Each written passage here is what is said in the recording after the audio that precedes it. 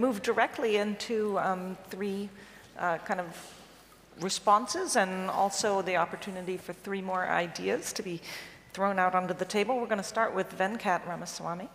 I've been at HBR since the year 2000. So my favorite thing to say about Venkat is that when I arrived at HBR in that year, there was much talk in the hallways and much excitement about an article that had just come out called Co-opting Customer Competence. Since then, he's written many articles. 2010, also in HBR, was Building the Co-Creative Enterprise. And in between, he wrote a great book, The Future of Competition, with the great C.K. Prahalad. He's the Hallman Fellow of Electronic Business at the Ross School of Business at University of Michigan, and also Professor of Marketing. After Venkat, we'll hear from Charles-Edouard Bouée, who is at Roland Berger, the strategy consultancy. He's a member of the executive committee there on a global basis and also the president of Asia. And he has a new book out. It's called Light Footprint Management, which I think will be the basis of what you'll hear today. And finally, we have Harvey Wheaton, he has kind of two hats that make him really interesting for this panel. He's the chairman of the board of something called the Scrum Alliance. I think most people here are familiar with Scrum, but if not, we'll hear something about it. But he's also the studio director of a games company. It's called Supermassive Games. So, okay, let's start with Venkat. Thank you, Julia. So I'm actually going to start off with the brief from Richard. Don't want to embarrass you, Richard, but the first paragraph, which frames the forum that we are currently experiencing, it says, "Nobody would deny that the world has become more complex during the past decades. With digitization, the interconnectivity between people and things, smart things, has jumped by leaps and bounds, and dense networks now define the technical, social, and economic landscape." Now, when I first read that, I said, is that good or bad? And I want to now start by touching on what Roger was talking about in terms of what he said, maybe we need to think about the approach we're taking. Because when I talk to entrepreneurs, they think very differently. If you read this paragraph to them, they just see opportunity. So to me, maybe what we're seeing here is this new vista of opportunity, and I think just like you said, like the 18th century, like right when the telegraph came, it led to new opportunities. So I'm just going to take a minute or two to maybe describe what this set of new opportunities might be in as simple terms as possible in the limited time we have. And I think it has to do with the fact that maybe we need to think about more complex value creation, quote unquote. Now, what I mean by that is that if I look at some of the stories that, Julian gave his personal story and so on, and you saw that screaming customer, right, from the customer experience point of view. So from the receiving end of things, or when Adrian talked about the citizen experience, if you think about our experiences, there's some disconnect between the experience we're having, right, as customers, and then if you go on the provider side, we're all very frustrated in terms of getting that work done. So if you think about it, you say, gee, what's going on here? We have digitization, we have all this access to information, but somehow we're not able to make that leap to, when I say more complex value creation, is making value creation more personal, more contextual, more real-time. That's what we all want today. And I was reading something on brain science, and it's showing that as people engage with the world today, with all of this stuff, they're getting more conscious of their human experiences. So I think, number one, we need to, as leaders, start to think about value creation beyond goods and services. If you talk to entrepreneurs, the first word out of their mouths is, I'm building a platform. And a platform of what? Most of it is a platform of engagements. It's engaging human beings in creating new experiences. I think that's where the new sources of value lie. And it looks complex because in order to create a very unique experience at a given moment in time for you as an individual right now, it takes enormous complexity, quote unquote, on the back end in terms of, as an organization, in terms of the network, the resources, to essentially create that unique experience that's of value to you at a particular point in time, whether it's personal or collective. So to me, the first point is that perhaps we need to start thinking more broadly in terms of products and services and our offerings in terms of creating it as an engagement platform. There are lots of good examples. Nike Plus is a great example of how it's brought together artifacts and people, communities of runners, along with interfaces and processes to actually create this assemblage that essentially interacts with the runner in real time while running, before running, after running, etc. So that's one point. That is, maybe we need to expand our paradigm of value creation beyond goods and services. The second point I want to make is, in order to do that from the enterprise side, we need to clearly think in terms of the architecture of the enterprise, whether it's the technical part, we heard a lot about the digital enterprise earlier today, as well as the social architectures, which essentially can build the capabilities to actually move towards this kind of new world of opportunity. And I think there, if you look at the frustration you had, Julian, we're talking about IT systems now, which are all fragmented, and you said a lot of the problems have been created by us because we have outsourced different processes, and most of the time people just don't have any control over it. So in some sense, we have to start rethinking what we have done in terms of fragmenting the value chain. And so what do we need to do in order to not only practice integrative thinking, like Roger said, across those silos, but how can we integrate resources together across diverse partners and kind of essentially thrive on harnessing that kind of network, which is an opportunity because you don't have to own a lot of resources, but the challenge is how to actually integrate them in real time, depending on the access a particular individual wants at a particular point in time. So there's a whole resource integration issue in real time that's very unique. So I think in order to do all of this, we need to fundamentally reinvent management and organizations, and a lot of people have talked about it. But I think to me there, the fundamental thing is, perhaps we need to start thinking of the enterprise, the organization itself as a platform. Now, what do I mean by that? What I mean by that is maybe we need to start thinking of organizations as a nexus of a whole set of platforms which have different purposes. And in every platform, we need to create those simple rules out of which we can handle all of this complexity. Simple protocols and disciplines. There are lots of examples. You think of the internet, on one hand, it seems simple with some simple protocols, and it allows many different entities to interact. So what are some ways in which we can essentially design those enterprises to actually create this new wealth and welfare and well-being in the future? And I think the answer lies in co-creation, which Julia mentioned, I had written about, which is a way in which we can actually create that value together with individuals, because value is increasingly subjective.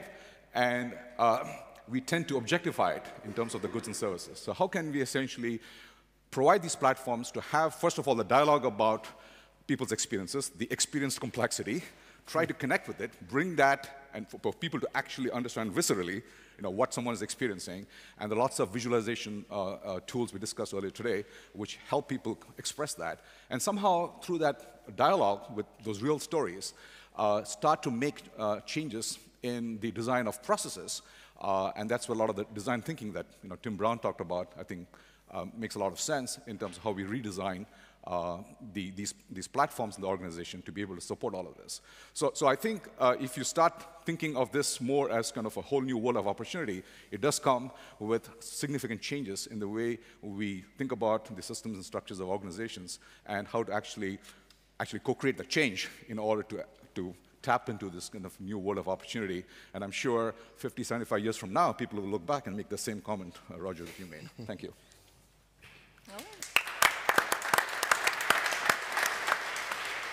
Charles-Edouard. Thank you. I have a client, my job is to advise clients to manage the, what we call the VUCA world, which is volatile, uncertain, and complex, and ambiguous world, not normally to write books. Most of my clients tell me complexity is unmanageable. I tell them, like my HBS professor told me many years ago, that any problem is an opportunity. That's why you need to embrace complexity, and you need to lead through complexity. To answer the question about how leaders should embrace complexity, I think it links very nicely to my book on the light footprint concept. The light footprint concept is coming from the military. I know these days it sounds old-fashioned. It sounds a bit, military and wars. But I think that in the past, Alexander the Great, Julius Caesar, Sun Tzu, Clausewitz, the Cold War, a lot of things have emerged from the military. So I'm going to tell you quickly, briefly, you can read the book, but why I believe there's something interesting to learn from this new military doctrine. which, from the debate of the last days, is based on 3 elements. One is the full use of technology in a broader sense, from the data to the drones and the hardware. The digitalization of our world. In 2025, the robots, the drone, will produce as much as the human and the drone were producing in 1995. We will be producing iota data, 10 at the power of 24. The known universe has a diameter of 880 iota meters. So, yes, as was said before, the complexity, and then I read books of 1850, like you, the complexity is not changing, it's just human beings are going through this transformation. But from the technology side, we're entering a complete terra incognita, including on the life expectancy of people. People are talking today about the death of death. The second element of life footprint is the organization. It's basically the use of alliances, the use of new ways of operating the platform. And last but not least, it's about attitude, relationship, trust, openness. But openness with secret. I was talking with people from the Silicon Valley. You know, today we have these mega players in the internet world, the Google, the Yahoo, the Apple. When you have a new idea, you have a big chance, if you are completely open, that someone swallow you or swallow your idea. So, importance of being secret. Just one quick point on the military. When you look at history, the military have 2 advantages over all of us. The first thing is they cannot lose. And when you spend money on research and military, what you need to manage is to avoid technological surprises. And therefore, I think it's interesting that the military, especially the US military, has come to this new doctrine. Because in the world of VUCA, volatility, uncertainty, and complexity, and ambiguity, you need to play the wars. And some of my clients are saying business is war, you know, as a joke. But at the end of the day, you know, business has a purpose.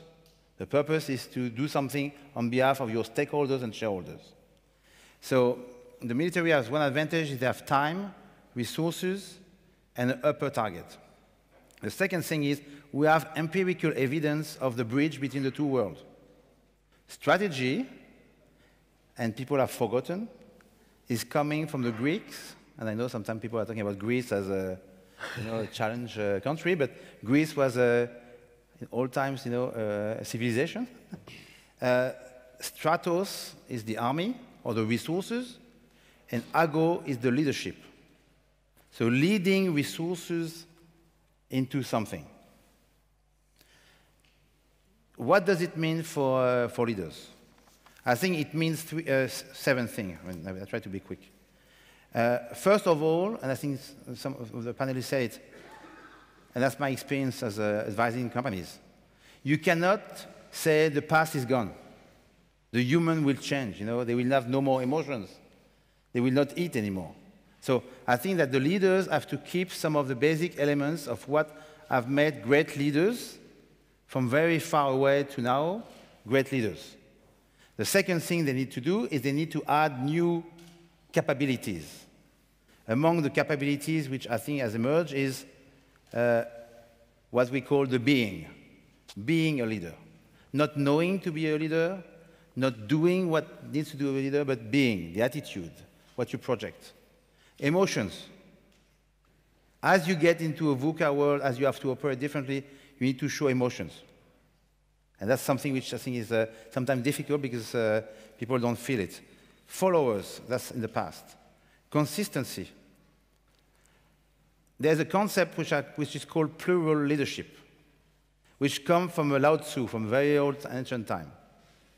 When the team, the herd, the group does something, and they've achieved it in a complex environment, if the leader was right, they say, we did it ourselves. They are conductorless orchestra, I know in this region of the world. and they are producing high quality. So at some stage, a great leader is someone that continues after his body disappears. And it's about speed, because the time is accelerating.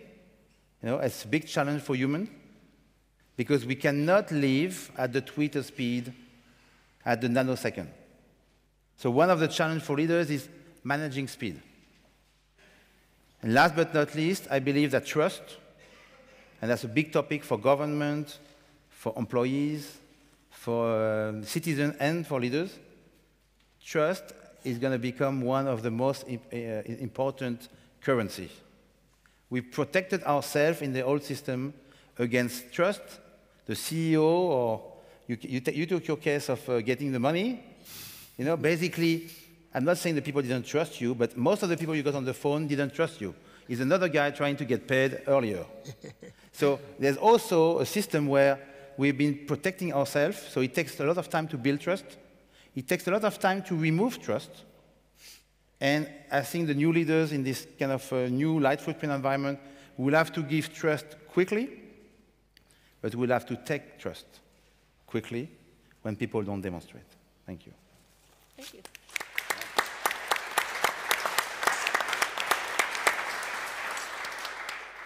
Harvey. Okay. Hello.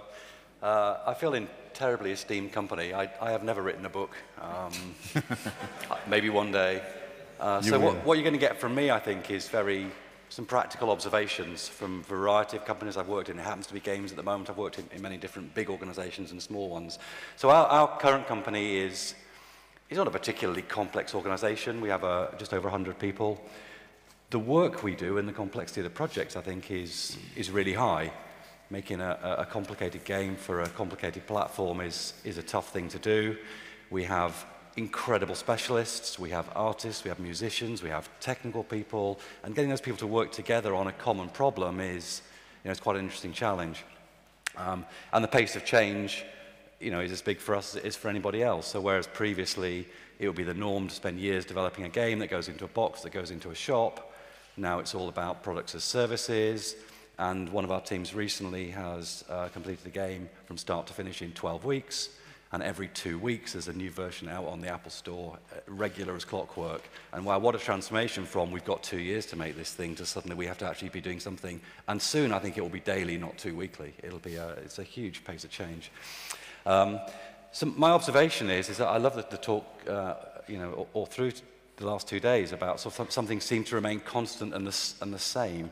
And I think the role of a leader remains remarkably simple. The one thing we shouldn't be doing is making a complicated world more complicated. And that's definitely a theme I've heard. To come in with complicated processes and ways of doing things is just that multiplication factor, I think, that Julian talked about, making things really difficult. And the leader's job is apparently, I think, really simple. Firstly, you're dealing with people, and people want to be treated like people. They want to be known for who they are, recognized for what they do, valued. It's pretty simple human needs that people need, and we forget that. We hear talk of resources and, plug-compatible units, and goodness knows what we call people these days, but they are people, and they need to be treated like that. And over all of that, I think, is the job of a leader is to create and nurture the conditions. We've heard that again many times, I think, in the last 2 days. And so where we start with that, and certainly where I start with that, is to think very deliberately about the culture that we want, whether it's a team, a company, a project, and be deliberate. A great friend of mine many years ago told me that if you don't think deliberately about your culture, you'll get one. You'll get one accidentally. So make absolutely certain that you think what that is going to be, and every day reinforce that. Live that culture. And we've heard about authenticity. That's another theme, I think, the trust and authenticity. People smell people being inauthentic and telling the lies so quickly. You have to live that every day, tell the stories that back it up, make it real, and understand what your values and principles are that will guide people in a complex world, because you can't control what everyone does every single day in this complex environment. But if you give them the guidance of what those underlying values are, I think you're setting a pretty good pretty good basis for them. And in our company, just to give a very practical example, we've really sort of, as a software development company, but we have really embraced Agile and Agile values. And there's only 4, and there's some principles underneath it. But one great statement in there is around build teams around motivated individuals, number one. Give them the environment and support they need, and trust them to get on with their jobs. I mean, if you can sum up anything about leadership, I would think that's pretty good for us. And my final sort of parting thing before getting to a bigger discussion is there are some consequences of this. One is, I've certainly seen many, I'll call them managers now rather than leaders, struggle with letting go of that control. And their, I think, misguided view that, you know, to control, you just add more controls, and eventually things will everyone will do what they're told. Very, very, very tricky. So people find that very hard. And equally, you get a lot of emergent behavior when you let go like this, and it's fascinating. Certainly a couple of years ago on our teams, I would find people just popping up on different projects. And I'd be saying, well what are you doing? And I'm helping these guys do this. And I'm going, but that's not what I thought you were doing. And they've decided to move to the place they're most needed in an organization. And I think if you can get to that level of self-organization where people just take themselves to where they're needed, I personally think that's fantastic. Some managers see that as pretty threatening. You know, you're not doing what you're told. Go back onto where I thought you were on my spreadsheet. So that's my kind of initial thoughts. Thank you.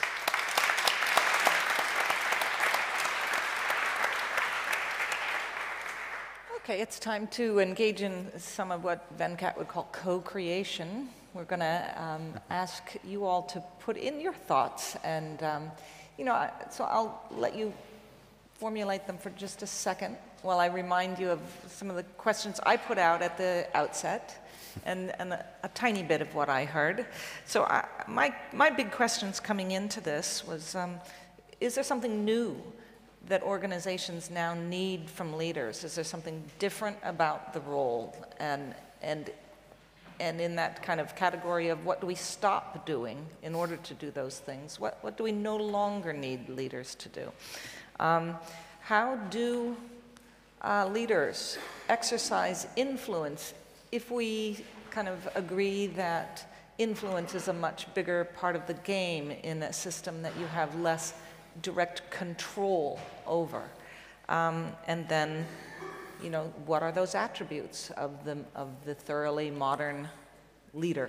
And how do we develop those in people who maybe don't have them going in?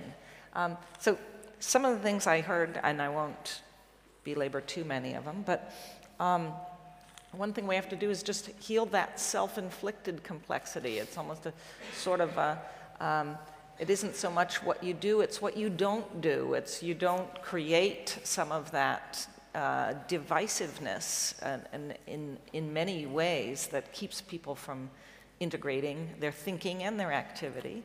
And I think there was a huge lesson about trying to figure out accountability from Julian. I mean, I love what Harvey just said about, you know, people just choosing to go where the need was greatest. Well, what if they're choosing to go where it's more engaging and fun? And maybe you get a lot of that starling flock moving toward really exciting work, and still nobody's paying Julian's invoice. A couple other thoughts that came out were just keeping the entropy at bay. I thought that was a great thought, and creating the conditions for emergence. So now let's see some hands, and we'll hand some microphones around, and let's hear what you all think. Thank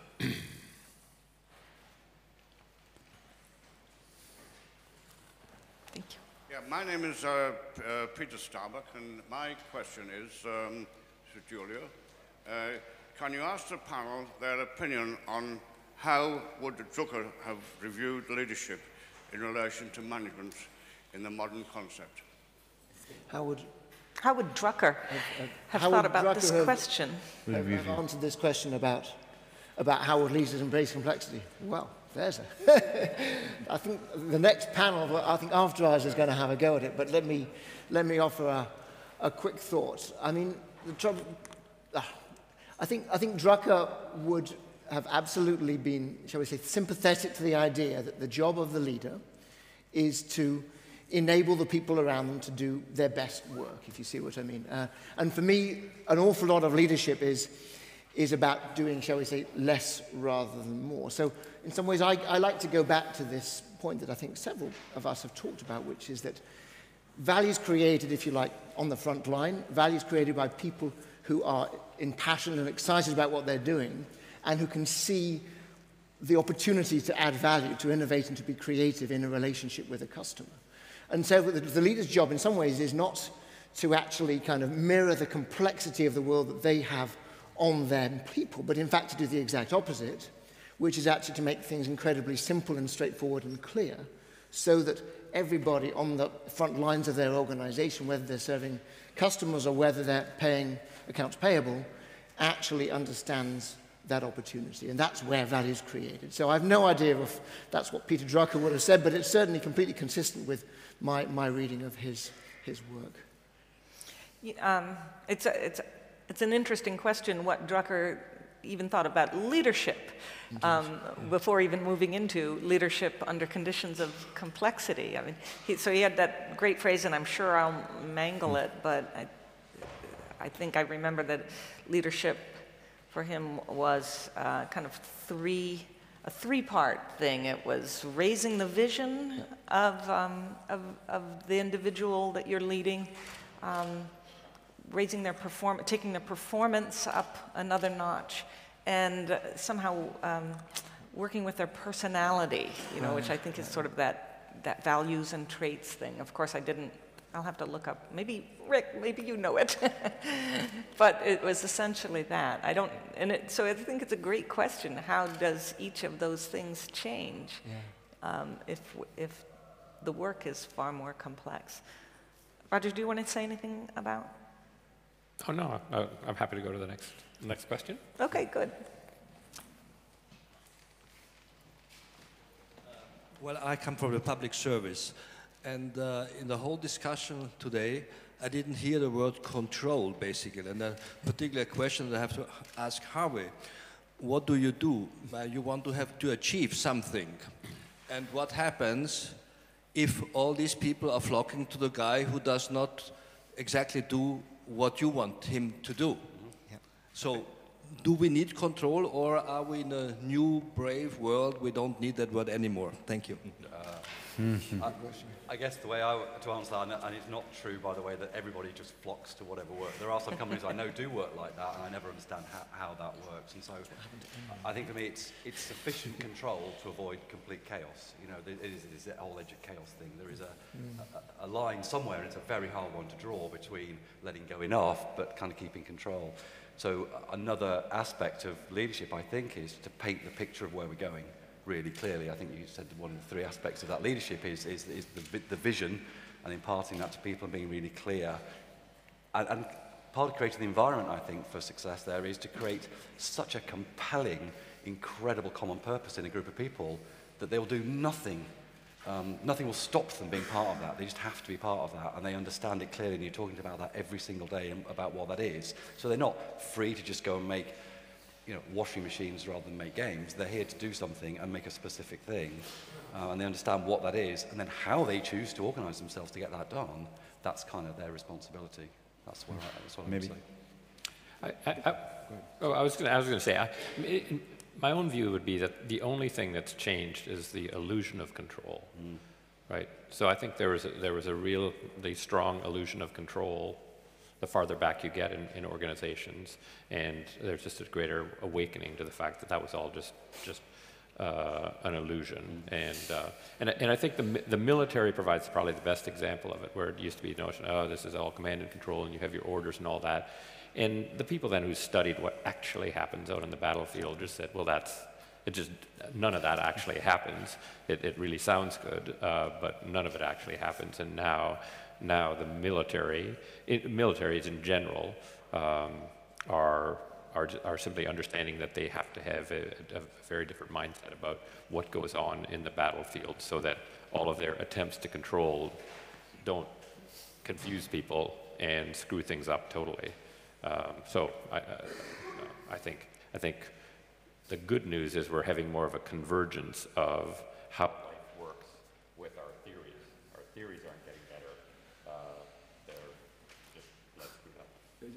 I was thinking about the interaction I have with my teenage daughter, because I think control, is a good place to think about it. So today, of course, she wants to be more in control of things. I don't know how many of you have children, and you've seen this with the younger kids. So to me, I think in some sense I have to let go. So I think that's one part of this. But on the other hand, I think your point is well taken, saying, okay, how much do you do that? But what I found is that if you shifted to having more intensive dialogue about, why do you want to do certain things or not want to do certain things? So I think it puts more burden on me to have more intensive interactions. Now that's where the technology comes in, because she tweets all the time and she does text messaging. I find myself doing a lot of text messaging. But through that process, I find that maybe some of the control can be co-created, so to speak. So it's not that I've given it up, but I've now set this platform, set some kind of rules and values and things, in terms of what actions you can take. And whenever something comes up which is like a red flag, then we need to talk about it. So if you want to use that as a metaphor in terms of organizations and their relationship with the employees and so on and so forth. So I think that's kind of, when I was talking about platform of engagements, we need to have various ways by which we can communicate and share experiences, because it's not just the customer experience, his experience, but also that person in the organization he showed at the bottom, that person's experience, and then in the center, and the person at the top. They all have experiences. So how can we kind of mesh together all of these and then kind of make appropriate decisions at a particular point in time? I don't know if that helps, but there might be something there. Just one quick follow-on thought, because this idea of people gravitating towards the kind of the sexy projects. If you remember a little company called Enron, which was the most famous bankruptcy of all time, internally inside Enron, that was the exact problem, which is that there was such a free market for labor that people were absolutely entitled, even encouraged, to run around the world looking for exciting new projects to go for. They lost complete control, and all the kind of, shall we say, traditional businesses, lost their talent to the sexy businesses, which actually ended up losing money. So as always, with these things, we need a balance. Most big organizations probably need a little bit less control, but if we go too far, we end up in Enron territory. Yes. Rick. Rick Goings, not a question, but a comment, Roger, off yours. I think the military offers also a wonderful example of what's happened this past decade. The order of what there used to be was, firstly, who's the enemy? It always was state-sponsored. Now it's changed. Next, what were the rules of engagement? And that's why I'm always fascinated that here's the war crimes trials, or there are rules for it. And, firstly, rules of engagement, you got to wear a different uniform than me, so I know who I can shoot.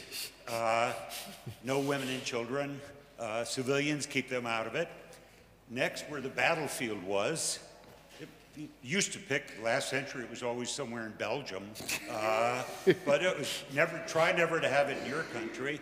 And then what victory looks like. Well, all that has crumbled, and yet we still have that kind of a infrastructure in place, like it's the way it was. And I would use that same metaphor for businesses today, and that's the kind of flexibility. And I can tell you, I know from senior officials at the Pentagon, they are scrambling to go to this new model because they're not organized. And very much like your example, they are not organized for the reality of this today. Although I concur with everything you say, Rick, but it's interesting, they're really working on it, and one of the things that the US military has done has explicitly adopted design thinking into their battlefield doctrine. So their #1 battlefield doctrinal document is Field Manual 5.0, and they've incorporated the notions of design explicitly into that, to recognize a whole bunch of those things. Well, and also to understand that you simply can't tell a battlefield commander, here's exactly what you do, and don't do anything other than that, because they have to read and react and adapt while they're there. And a really cool guy, would be great for future Drucker formers, Alex Ryan is the guy who ended up working for the Army and Special Forces and a whole bunch of people. He's Australian, to incorporate design into Army doctrine. And anybody who can bring about that kind of change is special. I'm actually curious how many people were already familiar with this term that Charles-Edouard threw out earlier, VUCA, V-U-C-A. Show of hands if that was already in your vocabulary.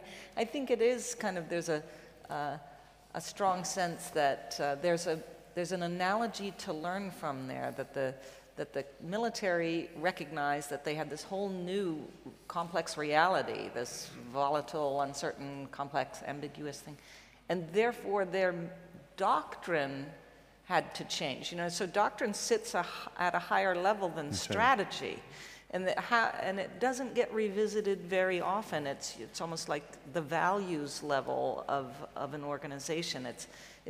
But they said we really need to fundamentally, and therefore you had the light footprint doctrine come about with its reliance on special forces and its use of drones and all these new things that weren't following the old rules. I don't know if you want to say anything else about that. No, I think that's also when I bump. I mean, in 1995, the US Army War College developed this course on VUCA. It was not called VUCA, it's the students, the future general call it VUCA. When you talk about, you know, which side are you? This is the ambiguity.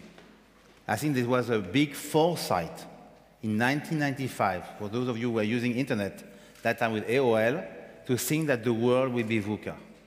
Now to tell us that you have to be light footprint, and I love the word, agility, the full use of technology, the drone, the cyberspace. I mean, when I talk to clients, and some of them have put some words on the back of the book, we are all doing light footprint without knowing it. We are all thinking about how can I automate my factories, the robots. I mean, we have a client in China for Foxconn, they produce the Apple. They have 1.3 million employees. They ordered 1 million robots. You know, and China released last week that they want to be the first place for robots in the world. So robots, drones, data, cyberspace. When you have these two things, you get really scared about what will be humanity tomorrow. Then you have the special forces. We're moving from terrorism to pluridisciplinary forces. You know, in your organization and government, you will have a form of agility because everything that can be automated, digitalized, will be digitalized. So what is left, and I have clients in Japan, they talk about Gemba, is the place. What put the people together? You know, because you need to have a purpose together.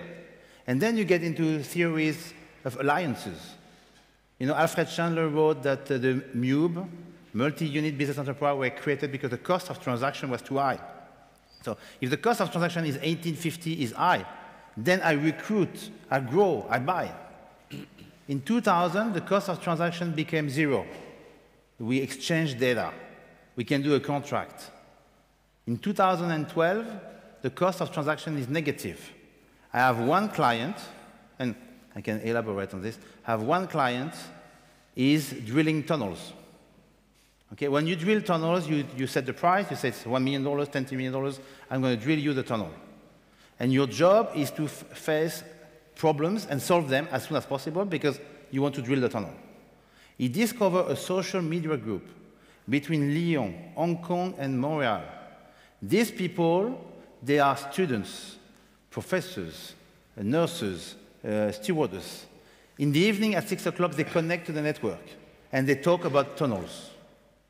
And they know more about tunnels than anyone in this room and in my client will ever know. So what he did, he connected to them, and he's giving them real problems. And they give them empirical solutions. Because these people, they work for free. The same way that when you produce on Facebook yourself, Instagram, or you tweet, you are working for free for this company listed on the NASDAQ. Nobody is paying you, but they get paid by third parties. So the US Army found it very early that you have people that have more interest than you to gain back this village. Because 2,000 years ago, their families were living there, and they've been pushed away. And you will not send American young soldiers from California or Kansas to die for this village the same way that the drones combined with these people and the special forces will do. So I think this is, for me, was a big learning going through this research, because we are all light footprint and going there without knowing it. Great. Sorry, I was long. Way in the back. I'll make our microphone runner really get his exercise. Hello, this is Saeed Mudassir from India. And my question is really regarding embracing complexity. I believe that we can learn a lot about managing complexity from the naturally existing systems. When I look at myself in the mirror, I say, okay, here is an individual, but wait a moment, it's not an individual, it's a system. There are a lot of systems working behind this physical frame to make it stand. So all that complexity has arrived into a simplicity which is standing in front of you. So is complexity not about managing, establishing relationships, identifying what is complex and what is simple, and trying to create a relationship between them? Thank you very much.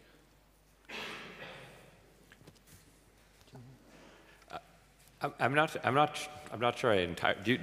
Go first. I'll back it.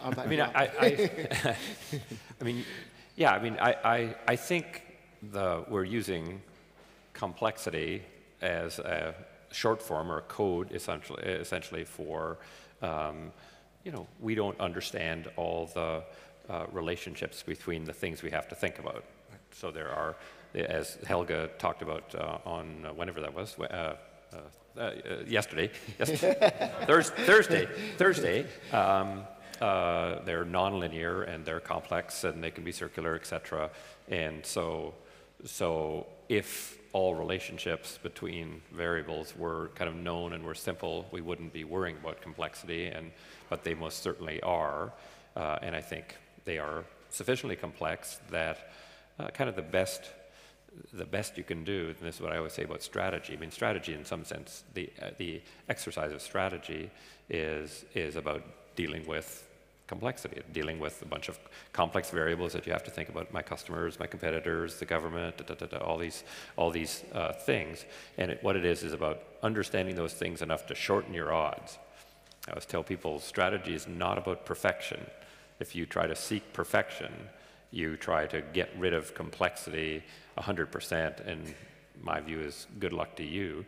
But if you don't think about these things at all, your odds will be very long of success. This is one of the reasons why 9 out of 10 companies that get started are gone completely within 18 months, completely gone. And I think it's because they don't try to shorten their odds very much. And I think shortening your odds is worth doing, but that's as far as it ever gets. I don't know if that answers it. Yeah. Well, again, I'm not quite sure if I'm going to answer the question, but let me just build on what Roger said. So for me, we should go back to what we're talking about complexity for, which is we're trying to understand how leaders can essentially enable their organizations to work more effectively. And we're using various tools to do that. And as I alluded to in my talk, I think it's absolutely appropriate and interesting to try to learn from other forms of science, natural science as well as social science, in order to understand, for example, how our very basic rules, if you like, end up coming together to create patterns and order.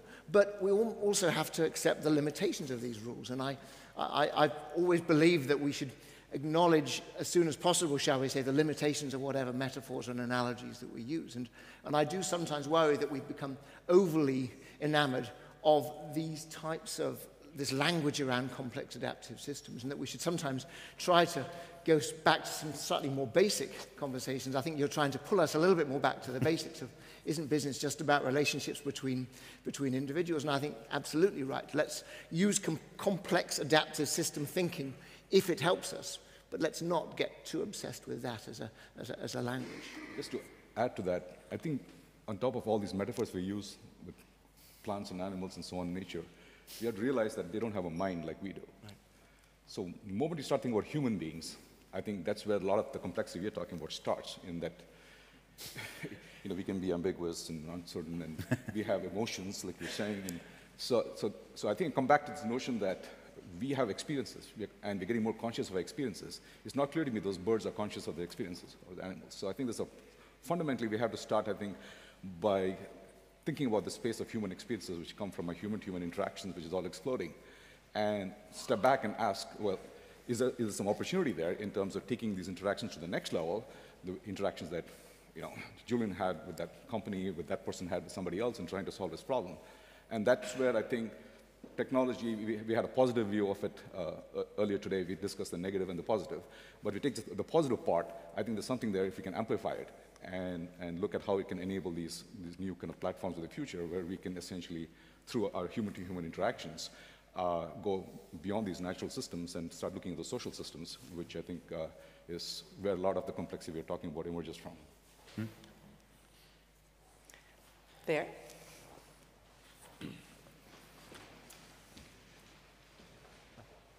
Good afternoon. The panel, according to my judgment, and I'm asking you very quickly that political influence as well as turbulence economy,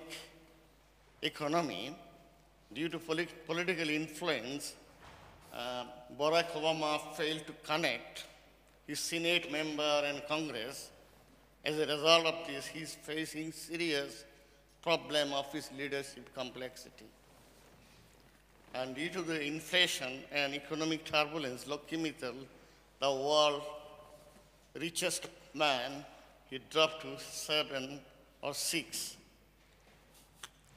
You did not bring this issue when discussing complexity. Only you discuss complexity inside your organization. But external factor is a big complexity of any business leader or any leadership. Can panel discuss this issue, please? Well, I guess I think it relates to maybe what I was talking about before, which is if you lop off aspects of your world and say they're too complicated to think about, or I can't model them, those weird politicians, who the hell know what they'll do, which some business people say as if they're unmodelable, whereas customers are modelable or suppliers are modelable. I think that is what I was referring to as getting rid of detail complexity in order to understand narrower dynamic complexity. And so I think what you point out is, or at least as I understood it, is a problematic mindset that some managers can have, which is to say, political world is too weird, and I'm not gonna go there. I'm just gonna wish it didn't exist. It does, it will, and it needs to be incorporated into your thinking. Richard is about to say something, but before you speak, Richard, I also want to make sure that we go to the balcony. As our next generation of leaders. I mean, Rick made that terrific comment yesterday about never having met a 27-year-old kid in the US who didn't think they could be CEO, but that possibly they might need a little seasoning first. I'd love to know what you all think. You still need to learn, or what unique thing you do already know that will help you lead large organizations or enterprises in the future. But while you're thinking about that, Richard, why don't you? Thank you. Just going back to the point about increasing, the question about, that's an intriguing question for me, is complexity increasing, right? Because I made this statement very loosely, right? I was just thinking about what does it really mean in practice? What do we experience, and why do we think that, and why did we think in many phases of the development of the last 200 years, that complexity was increasing? And in fact, it may have been decreasing all the time. It's not, I mean, it may be a fact that from revolution to revolution, since the Industrial Revolution, there was an increase in complexity. But I think what's most, let's say, notable these days is that we start to learn when we make decisions that the unintended consequences become bigger and bigger. If something happens in a tightly coupled system like the finance financial system, the global financial system, this didn't exist before. We have produced it ourselves. It's our production, if you will, but the consequences are such that didn't exist before. So we have a system breakdown almost in no time because of new technology and because of new ways of establishing these systems. So for me, the question is, isn't there really a difference in terms of dimension? And mystery may be also a good word to describe it, but the consequences are dramatic. Because when you had only villages which were the entity, the main entity, the consequences were not as serious if a decision was made. But now you have decisions being made which affect the globe in no time.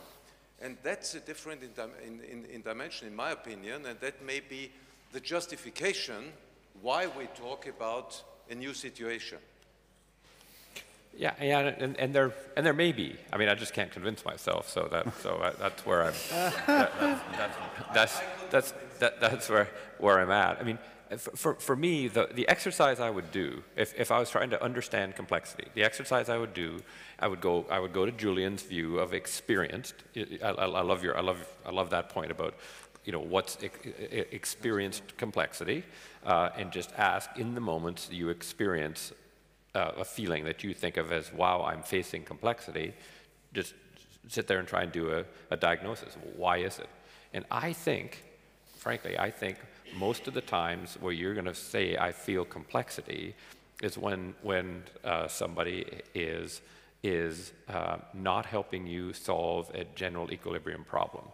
And so I think, in some sense, Julian, correct me if I'm wrong, but I think you waltzed through, yeah, I love your 3,000-pound thing, you waltzed through the 3,000-pound story, probably being told 6 ways to Sunday, that's not my job, I don't know how to do that, I'm not in charge, right? Which is all people saying, well, I take this little slice and somebody else must take that slice, or you feel a sense of complexity when you're in a hospital. Like if you're in a hospital and you've got just an awesome doctor who sort of looks at you, empathizes with you, and says, I will take care of you, and knits together all the aspects. You don't think you're in a complex organization. If the heart guy comes in and says, well, you know, you got to do this, and then the liver gal comes in and says, oh, here's the thing, and the two don't seem to fit together, you immediately say, oh my God, nobody's integrating this for me, and boy, is it complex, I don't get it.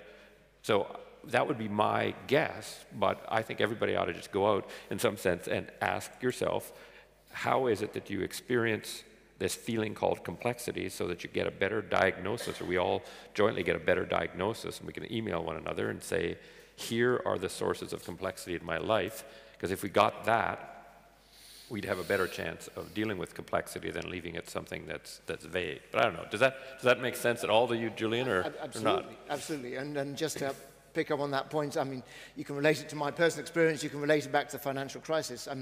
You know, bureaucracy is a much maligned concept, but of course the origins of bureaucracy were to avoid people like Silvio Berlusconi, as it were, telling us how to run our lives. And it was about depersonalizing systems. But of course the kind of cost of that is that we created this sort of atomized world where everybody was accountable for their own piece of the puzzle.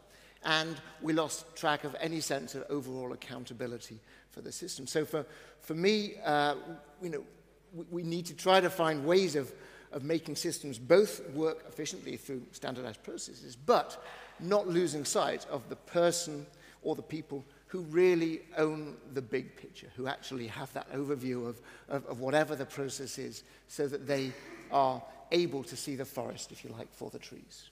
I just want to make 2 points. One is, I've seen organizations starting to, just building off of that, provide these kind of communication platforms for people to share those experiences in various ways, through videos, you know, through text and so on, but then pick from that and say, okay, where is the problem in our organization? Which processes need to be redesigned, going back to the point, but so it takes it to an action level, and that gets identified, and people actually provide solutions then in the next phase, and those get voted upon, and people start saying, well, we could make these changes, and then who's in charge of the change, and then what are the new experiences? have you actually made that positive impact and the change, and you can actually track those things. So that's kind of one point I want to make. And the second one has to do with the fact that in some cultures and organizations, I find that what I just said, they find it hard to digest because they're used to classic Six Sigma quality process thinking, where they're taught that their job is to root out variability because variability is the enemy. And when they hear just what I said, they said, oh my God, now you're just increasing variability. Well, variability in terms of all the experiences people have and the outcomes, but they don't know how to deal with that because their mind kind of wants to push away that variability. So I think there's this tension between, on the one hand, we need the quality at the process level, which is all about rooting out variability, but then all the experiences they're talking about is actually about increasing variability, which seems like anti-Six Sigma. So I think we need to welcome outcome variability, but indeed, as we've been practicing, try to focus on, rooting out variability in terms of the quality of the processes. But I think there's this tension between quality of experience and quality of process, and we need to reconcile the two. Just to build on 3 quick points. One is, when you talk to Japanese, they think that the Lean, the Six Sigma has killed their creativity. Because basically, at the end, nobody is creative. Nobody has a sense of purpose. It's back to the special force. Special forces is pluridisciplinary. They fix the problem. They either have to kill, fix, save. They fix the problem, first one. Second thing is, you talk about complexity. I think this, yes, it's not more complex. It's just we have an acceleration of time and complexity. Look at the speed of things, look at the timing, look at everything we do. Look at your 12 weeks. If you want to create a beautiful painting, something extraordinary, it may take you 12 years. So we have lost this sense. So that's creating an additional point. And last but not least, and this is part of the light footprint, reducing collateral damage, because you're heavier. This MUBE, this multi-unit business enterprise, when they move 1 feet, they are... So this collateral damage, reducing the collateral damage, all the footprint, environment, and government, what you do, because of this complex world. So I think, I can spend more time, but it's these 3 things, adding to your point, Dr. Stob. Now, I did promise the balcony, so I'm going to give them their chance. Look up. Yes. My client has just I guess, I hope, this microphone. You might just simply have to shout.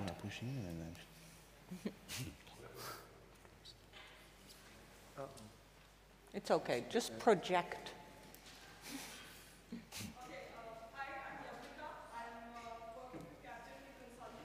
There. Capgemini.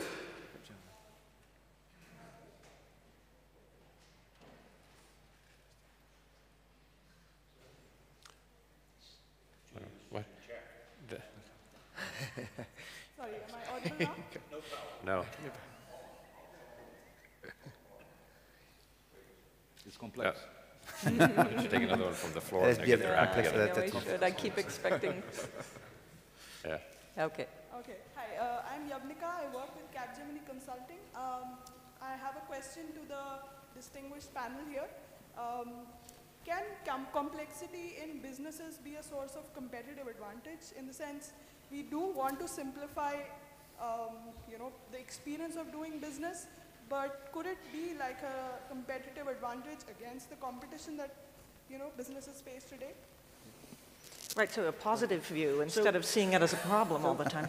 It's a very important question, and I kind of alluded to it briefly in my talk, but let me just expand slightly, which is that we have big companies because they are designed and actually are quite good at doing complex things, right? So IBM has, I think, a 5-dimensional matrix. I mean, I won't go through the 5 dimensions, but the point is that IBM is a very successful company, and it's figured out that in order to coordinate their variety of products and services to deliver value for their customers, they have to actually manage in 5 dimensions. Now, a small company can't do that, right? So IBM has made a calculated bet that, shall we say, the benefits of complexity outweigh the costs. And of course, that's a challenge. It's one that IBM seems to do quite well, and lots of other companies have also figured out how to do it reasonably well. So let's not pretend that the answer is always just simplify everything, because in order to create the necessary linkages between pieces, sometimes we have to accept that there's actually an awful lot of coordination costs involved. Yeah, just to add, I think creating something simple is incredibly complex. So if you think about it, so we all just want to work with this, but there's a whole ecosystem that Apple has built to give you that simple experience. And that's where the competitive advantage lies, going back to your question. So I think it's in the ecosystem of capabilities that you have to build on the platforms in order to give you that wonderful, simple experience. Yeah. So the competitive advantage is in all of the stuff that you don't see. Yeah. And I would also say that it's a great way to seek a great competitive position. Find something that's really complicated, right? Some complex system. So take Walmart, for example, right? They go into a business where all of the companies that they're competing against have a idea in their head that you should sell your products at a high price most of the time, but then every once in a while sell them at a low price on deal. And what that creates is an incredibly complicated supply chain, incredibly complicated relationships with their suppliers, incredibly complicated billing procedures. All of those things are like super complicated. And Walmart says, why don't we just not do that? Why don't we sell it to them for the same price every day of the year? Then we don't have to have any of those people and the systems and that are associated with that complexity. And so they just win, right? They win gigantically big. And you could say the same thing about Southwest Airlines. They say everybody's got this complicated system where they all bring their planes into hubs and then they send them back out, and they send interline baggage, and they have all these meals and all this seat assignment. Ugh, it's really messy. Forget about it. This does not do any of that, and let's have a simple system. So I think if you can find, you look for an industry where they're just doing it in the most complicated way and figure out a different way to do it, you win. Okay. Anything else? Oh, over here. Actually, there's one behind you. Right behind you. Yes, Angelica Coleman-Cupper. I was wondering, the question of accountability. If you compare old traditional companies and younger companies, and I refer to younger companies, to companies who are younger than, say, 30 years, so the Apples of these worlds who also are very large. Could it be that there is a difference in dealing with complexity? Because the older traditional companies, they have restructured and had all these BCGs and McKinsey's working for them to adapt to new situations, whereas the younger companies, they, for them it was much easier to embrace new technologies and new visions, new values in society. So the question is, would it be of any value to send Tim Cook of Apple to lead JP Morgan for a while, and vice versa, send James Diamond to Apple to see how it works? Ooh. Ooh. Yeah, Julian. That wouldn't end well. So I quickly on this. I think of management processes and systems as sediments in a river. And of course, the trouble is that these things get laid down, but they never actually get completely removed, if you see what I mean. So for me, the issue actually is simply that over the years, companies gradually build new stuff on top of old stuff. But the legacy systems, whether it's technology system or whether it's just informal, routinized ways of working, they never completely disappear. So almost sort of a law of nature that the longer the company is in existence, the more of this baggage they bring with them, which is one of the reasons, I think, why we see big companies struggling so much. So I think you're absolutely right. And I do like the idea of switching chief execs between industries, even if it's never actually going to happen, because, of course, this is part of the idea of bringing fresh blood in and trying to bring a new perspective on old problems. On this point, I tend to agree with you and separate two worlds. This company, they are what I call LFP native. They were born in the post-VUCA world, so when they're born, they completely adapted to this world. The old ones, traditional ones, they have to transform themselves, like even the army, and therefore, and John Cotter has a very interesting article on this, is then you need to not take the CEO of one and move it to the other one. You need to start on the side, a new company within the company on the side, a parallel system that progressively is teaching the old system. Because legacy, IT, people, habits, you don't come with a PowerPoints and consultant and change everything in one day. What you can do is you can educate them to enter the new world by having this parallel system with the help of other companies, And that's, I think, what some of HBS professors are pushing as a transformational change. Okay. And yes, there was the one right behind. Peter Prischel. Thank you. You've sparked me. I started into this session looking at complexity still as a problem that somehow needs to be solved in the sense of to be eliminated. But I got some new ideas now, also from Roger and also from Julian. Isn't complexity, and this is a true question, not a disguised one, isn't complexity inextricably or beneficially linked with a free market and with an open society? In other words, if we want a market economy, if we want an open society, then we simply need to accept complexity as part of that, and not as something that we somehow should manage and eliminate. Yeah, I mean, I agree entirely, and I guess the way I think about it is that I mean, civilization kind of stands on the shoulders of giants, people who've come before all of us, figure stuff out, right? Things that were mysteries. I mean, it was once a mystery, you know, why if I let go of this, it falls, right? And in due course, we figured out not only that there's a force of gravity, but this accelerates at 9.8 meters per second squared if I let go of it, right? That was once a mystery. It's now totally simple. There's no complexity whatsoever to that. That's simple. But funnily enough, right? It's like, you know, there's another army right behind them. The minute you figure that one out, it opens your mind. It opens your mind to what's the next mystery that you couldn't even identify it as a mystery until you figured that out, and that's life on the planet. And so we will.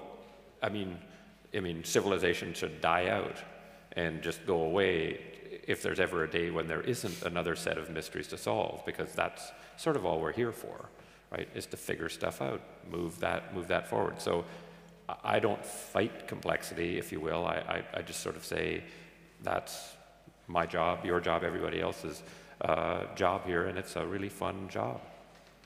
So listen, we're really down to the last couple minutes of this session. I had intended originally to give everybody one last opportunity to say something, but kind of in that spirit of continuing mysteries, and also in the spirit of Richard's opening comment that what you will take away from this gathering is maybe not all the answers, but at least better questions.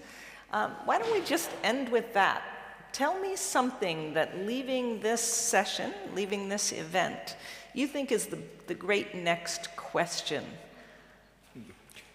Well, I feel like I answered the last one, and it took a lot of time doing that, and that would be the last thing that I'd want to leave people with, and I'd leave it to my colleagues to say things. Okay, here's one.